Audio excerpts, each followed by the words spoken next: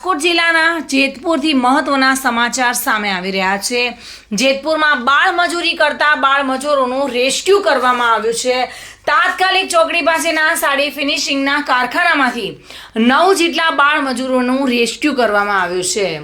Anti human trafficking, બચપન બચાવો NGO, labour department, child welfare કમિટીના સંયુક્ત દરોડા પાડવામાં આવ્યા હતા અને આ બાળ મજૂરો પાસે બાળ મજૂરી કરાવવામાં આવતી હોવાની માહિતીને આધારે આ દરોડા પાડવામાં આવ્યા હતા।